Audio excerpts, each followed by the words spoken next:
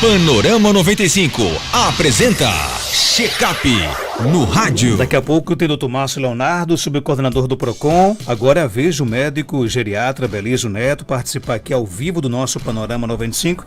Dr. Belísio, bom dia, seja bem-vindo aqui ao nosso programa.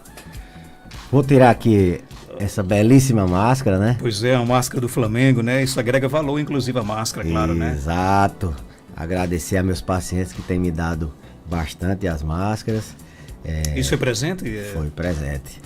Ganhei presente de um pessoal de Timbaúba, de um pessoal de Vista Serrana e de um pessoal da sua terra, de Jardim de Seridó, que deve provavelmente estar escutando o programa que eles escutam sempre. Ok, forte abraço para eles. Um bom dia, uma satisfação poder participar aqui mais uma vez do programa Panorama 95 no quadro Check-up no rádio, com temas relevantes à saúde do idoso. E como estamos aí na semana das quedas, né? Dia 24 de junho, a gente é o dia de alusão à prevenção de quedas em idosos. A gente tenta fazer alguma coisa nessa semana. E o nosso tema, inclusive, de hoje, justamente esse, né? O que pode estar por trás das quedas em idosos, né? Existe uma causa para isso, por exemplo? É comum, é normal o idoso cair ou não?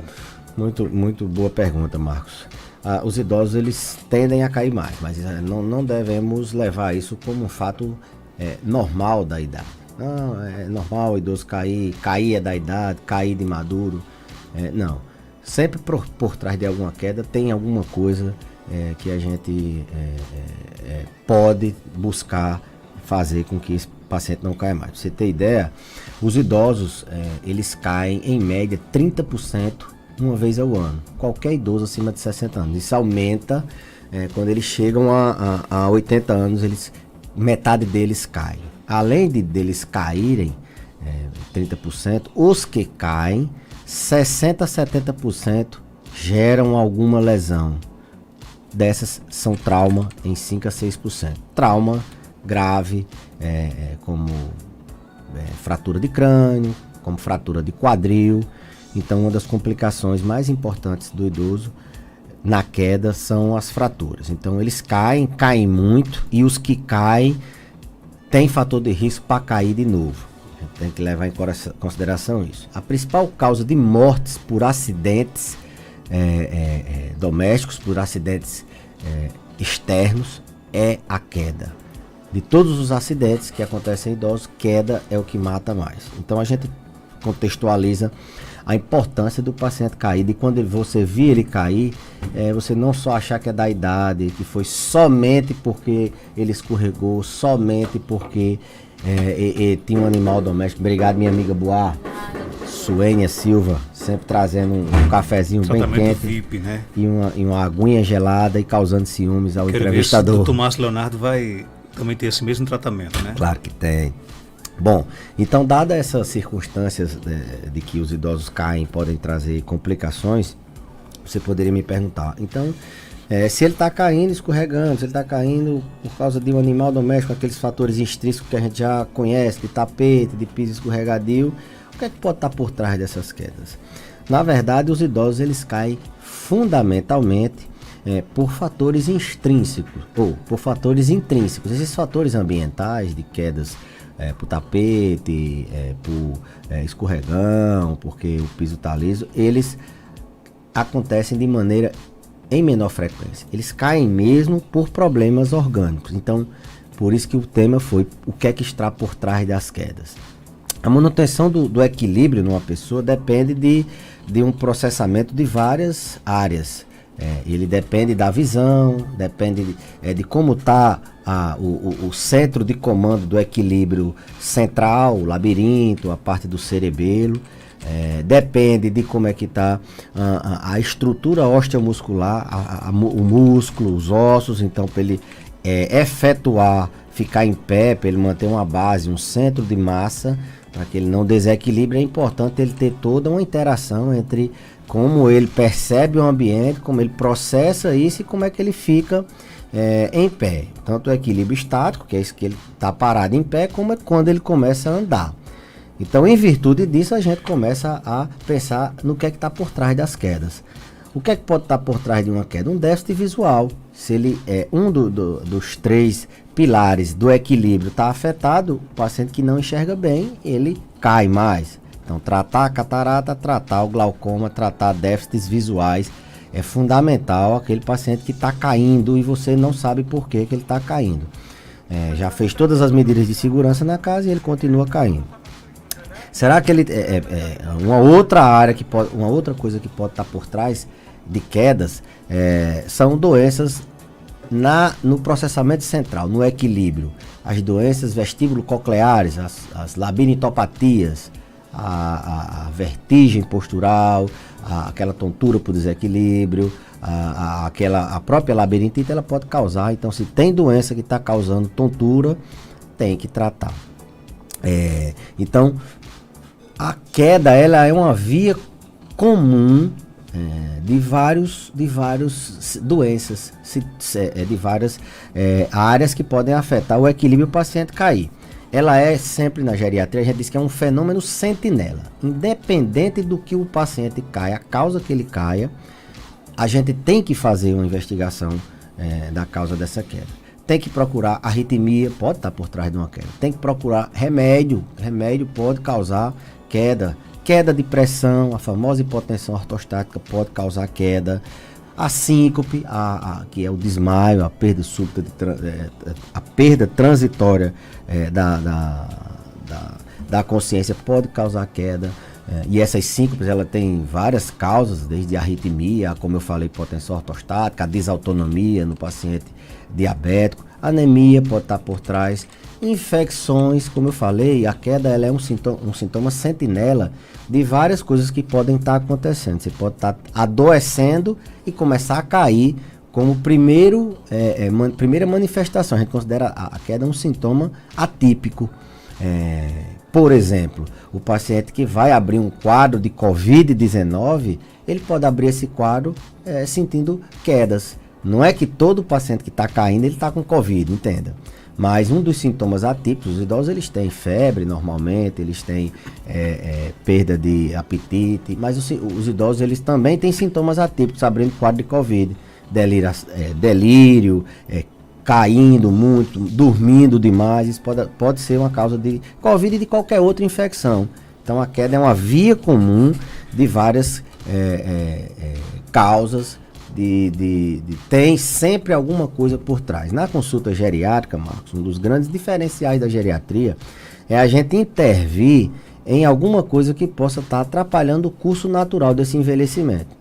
Um idoso que tem risco de cair, na consulta a gente já faz testes que medem o risco de queda. A gente mede a força, vê se esse paciente tem força na perna, se ele tem quantidade de músculo suficiente, se ele tem alguma deformidade nos pés, se ele, fazendo eletro, a gente vê se ele tem arritmia, a gente faz teste de marcha, ele bota ele para andar e vê se ele consegue levantar de uma cadeira sozinho e se mantém em equilíbrio. A gente tria isso, identifica antes que ele caia, né?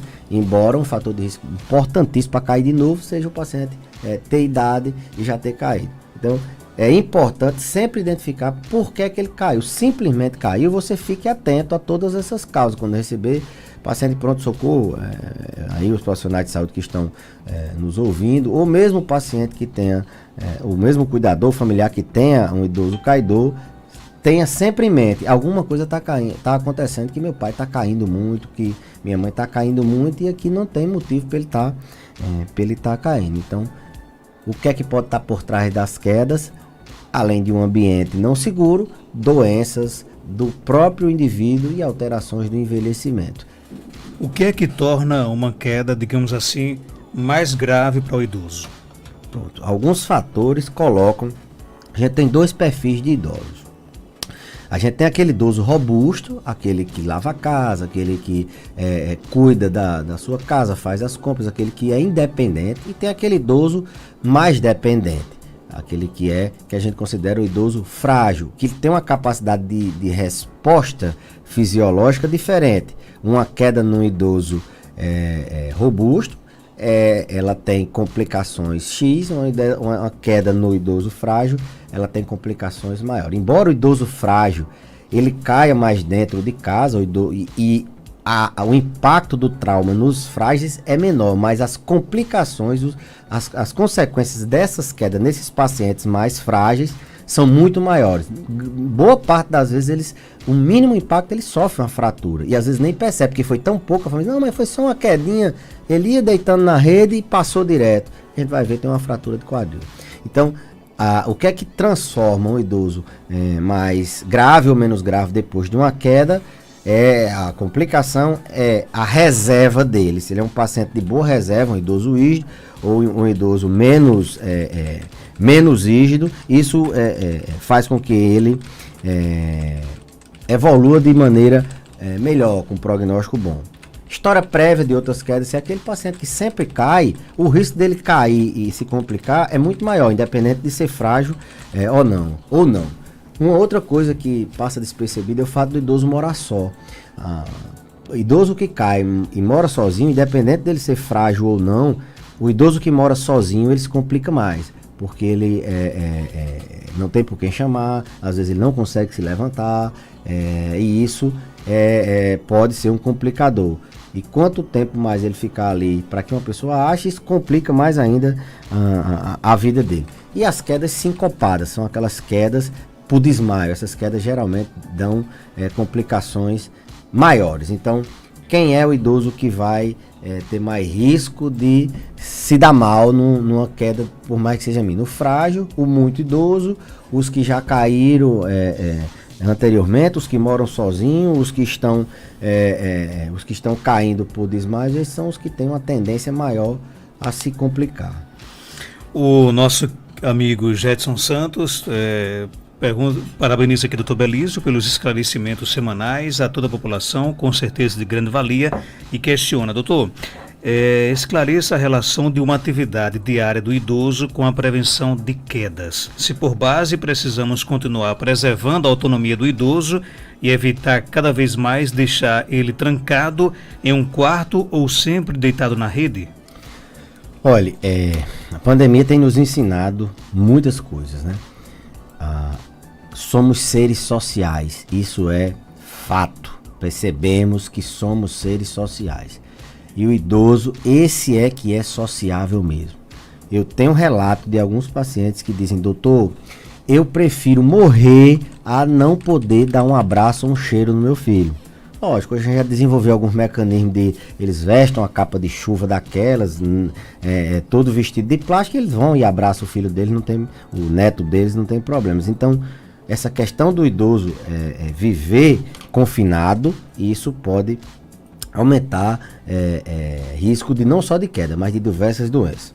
A pergunta de Jetson, ela entra dá até um abraço para ele, agradecer aí as palavras elogiosas, mas a pergunta dele entra nas complicações das quedas.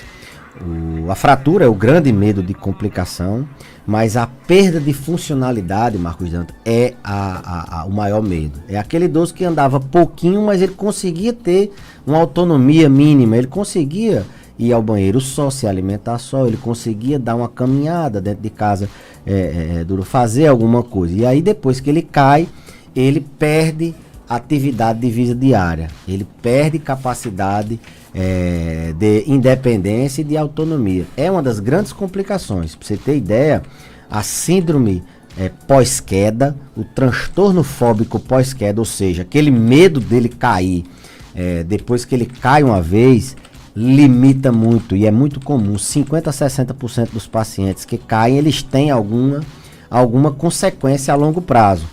Dor crônica é a mais comum, a gente falou semana passada. Idoso que cai, 60% a 70% deles ficam com alguma sequela de dor por muito tempo. Outra complicação, e dor limita a atividade de vida diária. Dor limita o paciente que antes ele lavava os pratos, agora não lava mais. Antes ele conseguia tirar capim na zona rural, fazer sua luta, e ele não consegue mais. Ele vai ficar com limitações, com perda de autonomia, perda de independência. Então, complicações das quedas passam desde dor a medo de andar de novo. Famílias que têm idosos que caíram, eles sabem que mesmo que a queda não tenha causado fratura, mesmo que a queda não tenha sido de grande intensidade, esse transtorno fóbico pós-queda é uma das complicações mais difíceis da gente recuperar e que ela causa muito prejuízo ao paciente. Ele tem muita dificuldade e a gente tem que trabalhar tanto o psíquico, como o equilíbrio, como força, como flexibilidade, isso aí depende da fisioterapia, para que ele possa andar de novo. Aí, Marcos, é uma cascata de consequências negativas. Ele começa a ter muito medo, ansiedade, e aí entra em depressão. Ele começa a andar menos, se ele tem medo de andar, e a gente sabe que o fato do paciente ficar parado, ele perde massa muscular, o risco dele cair de novo é alto. Pra você ter ideia, a gente tem muito paciente idoso internado agora com essa Covid, a estimativa não pela Covid, a estimativa é de perda de 1% da massa muscular a cada semana. Ou seja, um indivíduo que tem 70 quilos, ele vai perder 700 gramas, ele vai perder quase 1 quilo toda semana, só de massa magra. Entendeu? Se ele tem 50 quilos de massa magra, ele vai perder meio quilo de músculo. E meio quilo de músculo por semana, se ele interna 2 semanas, se ele fica parado 2 semanas em casa sentado e antes andava, isso é muito determinante para a vida dele. Então, acontece consequências, perda de funcionalidade com impacto nas atividades de vida diária do idoso. A gente prima muito por manter a autonomia e independência, por manter ele andando o mínimo possível, se alimentando sozinho, conseguindo tomar os remédios só, e uma queda ela pode acabar com tudo isso. Não menosprezem a queda, por mais que ela seja uma queda, a gente sempre pergunta, a gente sempre tria risco de queda, e as famílias tendem a dizer, não, mas foi uma quedinha assim, assado. Não, a gente tem que detalhar melhor. Ele levantou, foi em que canto, ficou com alguma dor, ficou com medo de cair, o que é que ele tinha tomado de remédio antes, sentiu dor no peito, ele estava adoentado, ele vinha andando mais devagar, a marcha dele estava, então investigar a causa para que ele não possa cair de novo, porque a gente viu que caindo de novo o risco de lesão é muito grave, muito alto. Abraço aqui a nossa amiga Raimunda Lopes, está dizendo que amou a máscara do Dr. Belísio, né? Ela também é flamenguista de coração, é uma máscara muito bonita por sinal, né? E a nossa amiga Aparecida lá em Barra de Santana está aqui pedindo para que eu deixe de provocar e de brigar com Suênia, né? Eu não brigo com Suênia, porque é só um ciúmezinho. Tratamento privilegiado. É só um ciúmezinho. Marco não entende que Suênia é minha amiga de velhos carnavais. Suênia foi colaboradora. Estou aqui há 6 anos, nunca recebi um cafezinho aqui no Foi estúdio, colaboradora nossa lá na casa da minha mãe há muitos anos atrás. Conheço ela desde a infância, Marcos. Então, isso é um tratamento especial e sabe que a vida é ação e reação. Quantas vezes você já levou uma água para Suênia? Tem ouvido com a gente, acho que é a nossa amiga Rita. Rita, qual a sua pergunta? Bom dia. Bom dia. Eu queria perguntar do Dr. Belísio, porque meu pai tem 90 anos. Minha irmã está preocupada que ele quer ter comida de noite, assim, feijão, arroz. Ele não quer comer uma comida leve. Aí a gente está preocupado. Essa semana de arreia nele, ele fez cocô até na roupa, mas está andando, devagarzinho tá.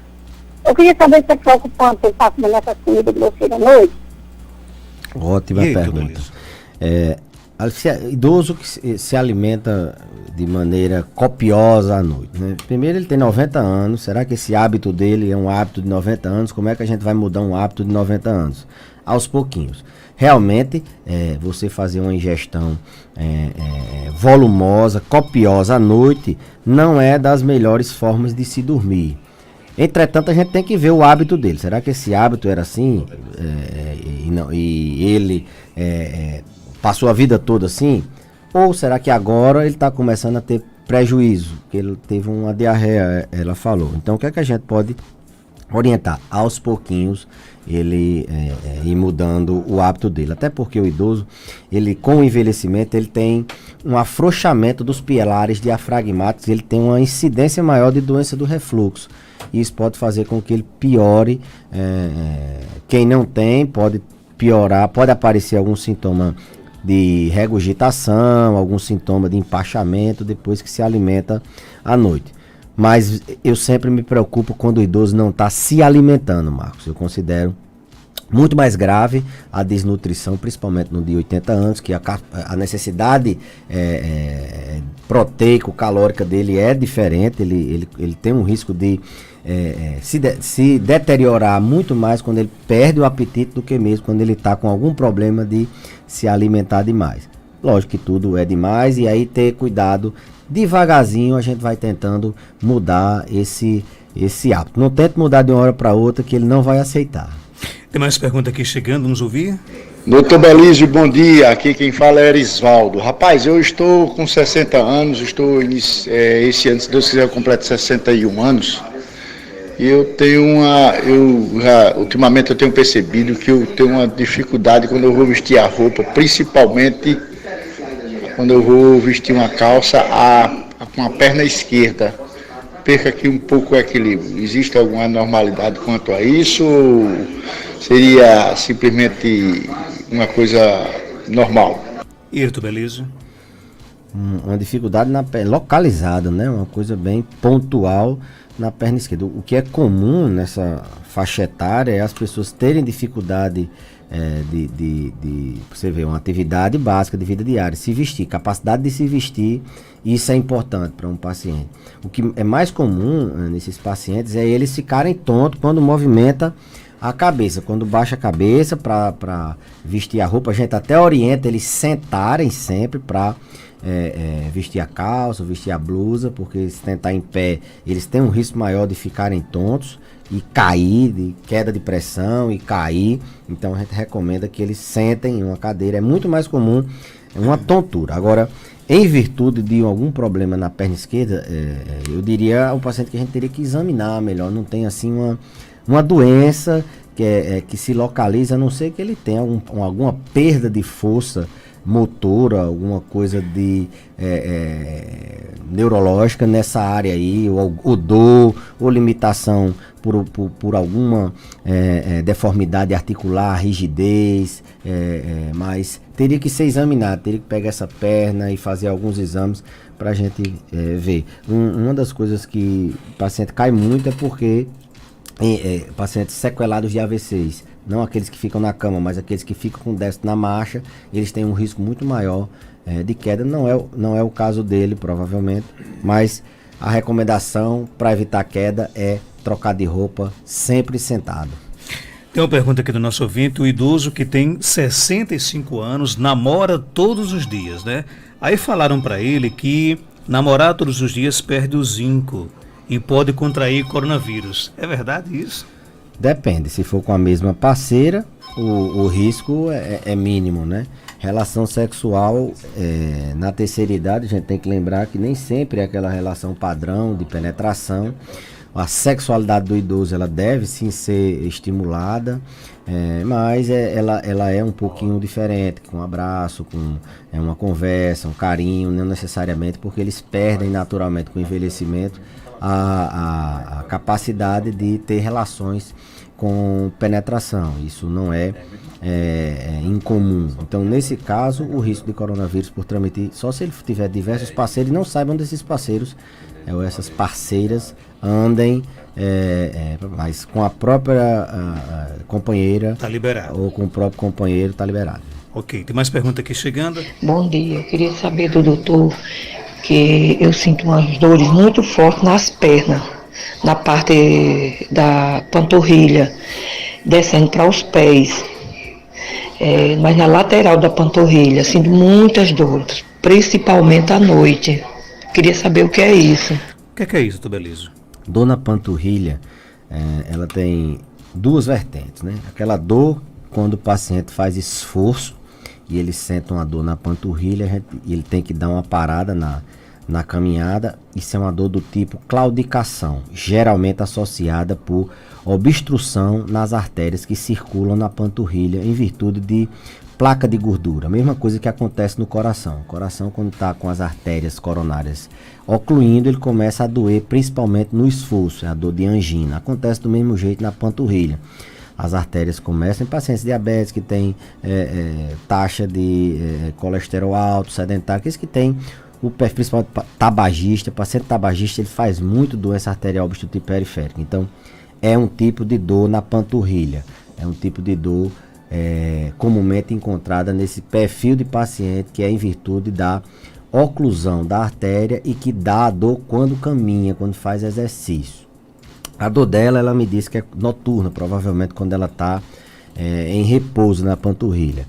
Nesses casos a gente teria que pesquisar outras causas. É uma dor do tipo cãibra, é uma dor persistente, é uma dor associada à queimação, à inquietação nas pernas.